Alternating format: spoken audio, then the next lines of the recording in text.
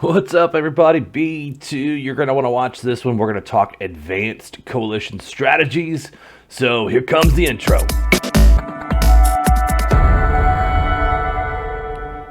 All right, so I want to set the stage for this. This is very much so an end game. We are probably less than a week away from completing it. So this is super advanced coalition strategies. Most people won't get to this level because the game it just spirals from here into our favor. So there's 3 coalitions left. We're on the top here.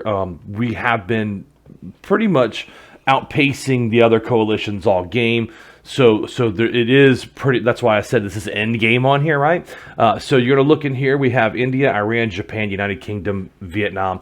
Complete oddity as far as the countries. They're normally a lot tighter packed, and so it just happened to work out. So on the other side, you have France and Germany, who we just engaged yesterday, right? We had not been fighting really anything in France, and so I'll show you, like, we just kind of had moved around, and so you can see France and Germany, we just came in and what we called in our messages the Battle of Normandy, right? We stormed the beaches.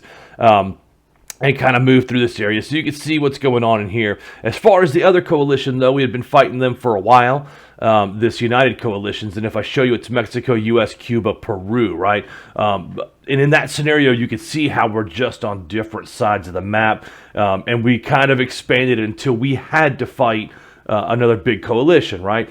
What you do typically is you'll look in the diplomacy menu and you'll find people that aren't in and a coalition, and you'll attack those out as a group, right? So you would want Mozambique, you'd want Angola, you'd want like Namibia, Kenya, Serbia. So you can see that we've already started coming into the top here of Africa. We probably should have started at the bottom, but started from the bottom. Now we're here. If I look on here now, I'm Vietnam, so we're gonna slide over to Vietnam and see where we started. We came in, and this game I had actually recorded before, so you could see where we kind of marched up. This was when I ran a coalition, but what happened was India came in from the west and was taking out Myanmar and Thailand, and my coalition was falling one at a time, but he saw like my strategy, saw my troops, and said, hey, why don't you come on in? Zach actually had played Philippines, and he took Zach out in the Philippines.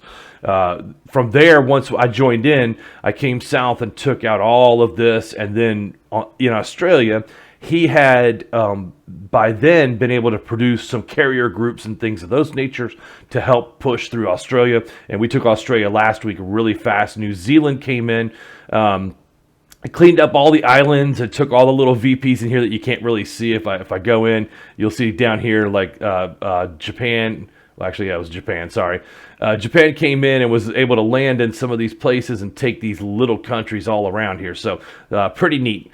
So on the advanced coalition side now, we're going to talk some strategy because you're going to see all these boats moving in a particular direction towards the U.S., right? So we've started to land on the side here.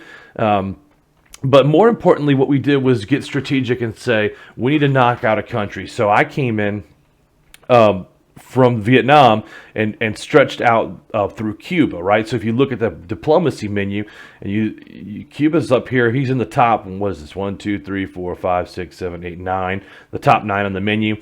Now that number needs to be updated because overnight we've taken a lot of his cities that are important. So what we did was we looked through his cities here and we looked at where he was building stuff. So in Camagüey we hit it with a missile, and then we came back in with India's carrier group and then my land units, right? So while India's focused on air support and naval and not so heavy on the army side, I focused heavy on the army side. And if you look if you look at my research, I'm pegged out all the way into the personal armor, and then as far as like tanks, I'm on the top end of the tanks too, only on day 23 of the map. So you can see how fast this map went when you have particular people in your group that have and fill a particular role. Now you're going to be able to spread the map quicker because India came in with the boats, hammered out all the air support, killed off units in cities, hit people with a missile, because all of his stuff was more towards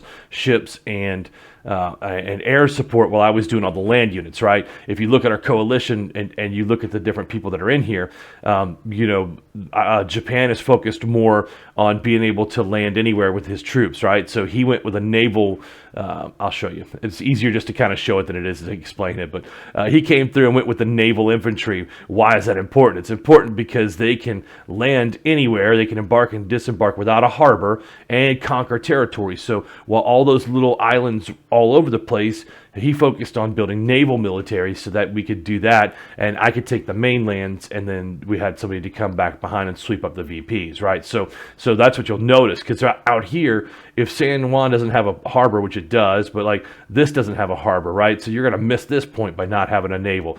You're going to not have a harbor up here. You're going to miss that point. Like you're going to have all these little islands in the middle that you fight over. Look, here, here, and here, where now you can actually take a couple of extra VPs. One strategy was we came down here. This is how we invaded in. We built all the airfields and pontoons for boats, for landing boats in the Galapagos, right? Most people, once you get in game, they never check this. They never come back and look at it. And what that's going to do to you is put you at a disadvantage, because we had probably, I don't know, 50 troops sitting in here. Once we decided to attack, we moved to this island, stacked them all up in there, surrounded it with ships. While at the same time, we had to protect Hawaii, because everybody knows Hawaii has the harbor and the airfield. So, like, they came to attack us in Pearl Harbor. They tried to Pearl Harbor us. We stacked troops in there to defend. That's where the carrier groups were based out of. And now you can see it's just once you win that, you get closer here, and then you're launching into these areas, right? So the next plan is to land here. What you have to be careful of is where teams have annexed, right? So like if we were to hit Cuba and not have researched the map, we wouldn't have known that he was able to build out of Port-au-Prince, right? He annexed the city. He annexed Santo Domingo, and he came down here and he annexed Barquisimeto. So now he could build units out of here. We think he's dead, so now we just start advancing slowly and kind of grabbing land. Meanwhile, he's building troops down here and over here, right? The other thing you do is when you come into these cities, you smash the units. The buildings. You don't allow your player to come back and take it and then immediately start building high-level stuff. So in Camagüey, the harbor was a level 5 harbor in here. He was able to build aircraft carriers out of this harbor. Had we not come in here first and smashed that, he could have just very easily rebuilt something or golded in. Like if he was able to come in and take this thing, he could gold in 5 or 6 ships. Now you're having to retake and reset and pull the carrier unit back from here over. Like it just gets crazy.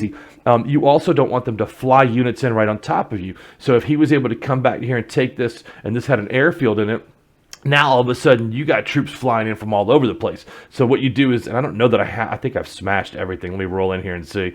Yeah, I think I have smashed everything that I've taken. Yeah, so this has an airfield. If I wanted to smash it, which I don't, because I want to keep an airfield in here now and be able for us to get back quick and land troops. So I'm going to defend Havana, but that's pretty much have taken his capital, which hurts in a couple of ways, because don't forget, morale is based off how close you are to a capital. So if you roll in and smash someone's capital and take it, then everything else is going to get harder for them. They have to rebuild, and they have to rebuild a capital. So if I come through here, let me show you how hard it is to rebuild a capital. Like if I annex this city, look how much it takes to annex a city. Like that's insane. Like look at the resources that it takes. And I'm not going to be able to do that because I've got, 42 components. I ran that down to the bottom. But let me show you this, right? So if you smash a capital, and I come back, and let's say I want to move my capital over here to Hue, right? And I come back, and you have to have own. It's going to cost 2,500 manpower and 15 grand every time you relocate your headquarters. So if the first thing you do is take out someone's headquarters, you take out their capital, it's gonna be tough to get back in there and rebuild the stuff. So I always recommend smashing. Kingston, smashed, right? I'm coming over here to Nueva. I'm gonna smash this arms industry. Well, I might actually keep the arms industry, but anything that has to do with like where I don't plan on landing a plane, I would take their airfield, I would take their barracks, I would take their harbor down. As you can't smash the harbor all the way. See, there's no symbol to smash here, but would be some of the first things that I would do in a very good alliance game, right? So let's peel the map back out to a broader section. Our next couple of steps, you're going to see these carrier groups are moving over towards the port cities. They're going to bomb them. They're going to take any airplane that take off, are going to get shot shot down because this carrier group from India is very strong, right? So he's got a good mix. He's even got the naval officer in here. Even though it's only at level 1, it's going to provide a lot of support. Look at everything that the features do. It's going to increase the radar. It's going to increase the radar range. It's going to have anti-air. Like, it's going to have, you know, some sonar to get subs. It has a missile launcher. It gives the boost. And this is the important boost. Look, when your units fight at a 10% bonus and a 15% defense bonus, it just gives you don't have to have as many units. It allows you to avoid, whereas right now what he has an efficiency of 8125, so he's only working at about 80% efficiency, right? If he hits at a 10, now he's only going to hit at an 8. So it does take it away, but it's more so because I think these choppers are on here. He's got a pretty good mix of naval, or move one of the frigates out or whatever to get 100%. But you know, I'm not going to give him advice. This guy's great with naval, so I'm going to let that ride and not backseat drive his naval units, right?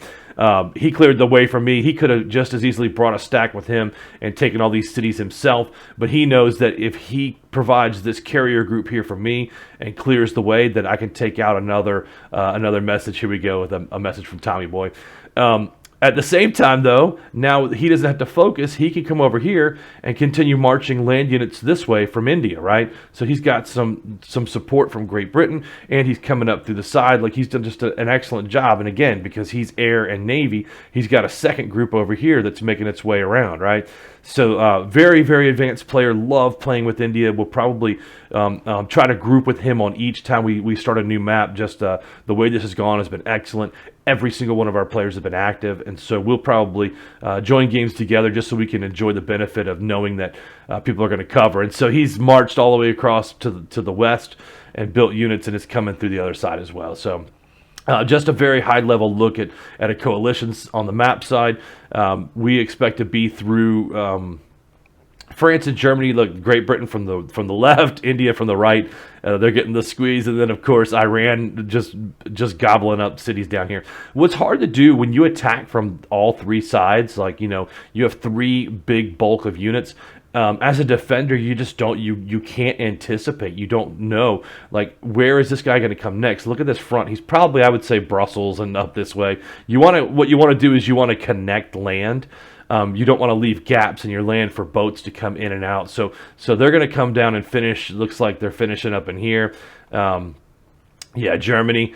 And then if you connect this land, now your front is only here that you have to fight, right, from our side. And so it makes it a little bit easier to defend as well. But the minute you start losing really important cities, it's GG at that point. There's no way to recover on that, right? So if you look at what the next is going to be over here in Cuba, then we're going to finish off this area here. I'm going to land units here because India's already moving this direction. But then I'm bringing my big group right here to disembark in San Jose, and I'm going to attack the U.S. and start coming through Mexico. I'm going to assume that he's pretty soft in the middle here and has done some defenses on the coastlines, because that's just typical. When you think of defense, you don't want to stretch your defense out too far. We'll probably have, I would imagine, this carrier group's going to battle in New Orleans and Reynosa. Reynosa does have a barracks, and it's a homeland city for Mexico, so Mexico's able to produce units out of here and kind of get in, but that's okay. We're just going to go ahead and take them out, so no worries. So anyway, thanks guys for sitting through Advanced Coalition Strategies. When you get a good solid 5-man group that you are going to play with, specialize in the units. Don't try to specialize in everything. When you go wide, it makes you okay at everything, but when you stay in your lane, it makes you great at it, right? So like India has done an amazing job on the naval side. It enables me to hardcore focus land units so that we can push through and basically take the game out quick. It doesn't matter who's in the top 5, it just matters that all of us are in the top 10, right? Like, India is by far one of the better players in the game and jumped out, and then the rest of us just benefit, right? So if he's going to focus in an area and we support and still take land, man, that's a W for the team. And then all of your stats look great all the way down the line. Number of units you killed, number of provinces you took that weren't taken back, the number of military you killed, the number of choppers you killed. Like, everything happens when you have a solid 5-man team team working cohesively, it just matters. So I hope that helped in the coalition strategy. And then what I'm going to do is probably another video on how to get a solid 5-man crew together when you don't know anybody in the game, right? How do you start to put together a team? How do you function? How do you communicate? I think that's going to be the next one. So anyway, guys, thanks for watching the video. Any questions, you're always welcome to hit me up in the comments. I appreciate you guys watching and appreciate the support. See ya.